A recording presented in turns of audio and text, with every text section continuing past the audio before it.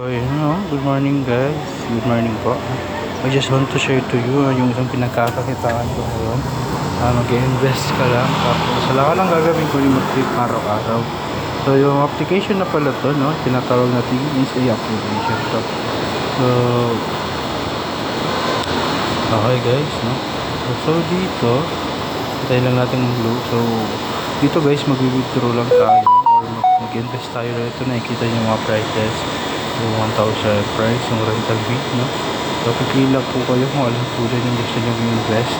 Yung 1,000 pesos po is 99 pesos araw-araw. 350 is 153 araw-araw. Tapos yung 554 pesos sa loob, araw-araw po sa loob po ng 242. So, paano pa kumita dito, no? Yung unang gagawin nyo lang guys, no? Mag-invest po tayo. Mag-invest po tayo. Pili po tayo rito sa plan. Yung plan po rito o pinaka i-rent po natin na power generator. So ito yung aking pinili ko is yung 1,000. Ito yung 1,000 pesos. Tapos para po sa loob po yan na 240 days na. So yun, gagawin natin araw-araw is magkiklaim na kapag makapag invest na tayo na i-claim na natin yung generator natin, yung check mark. Tapos yan, higit electricity lang natin.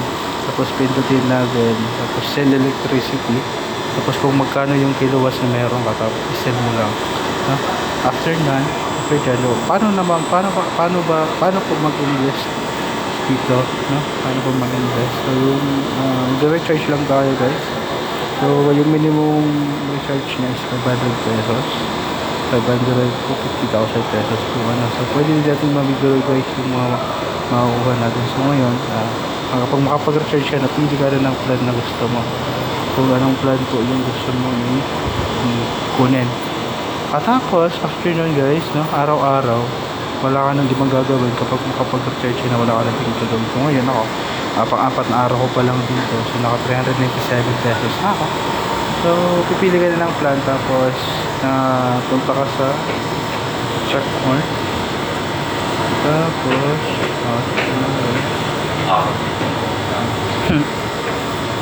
and after that, check check electricity yan, pindot ko na yung akin, tapos ibebenta mo na lang siya. Tapos pag ibenta mo na, ito na yun. So ang minimum withdrawal para dito guys, no, is may bayad po na 10% na tax sa total amount po ng withdrawal natin. So ayan guys, na minimum amount natin is 1,000 pesos na. So minimum tax is 10%.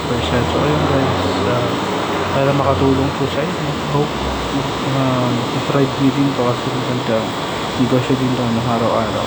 So ako nila ito diba, max fee 397 na yan.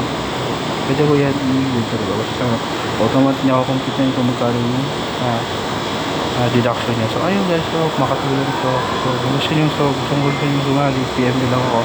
Thank you po.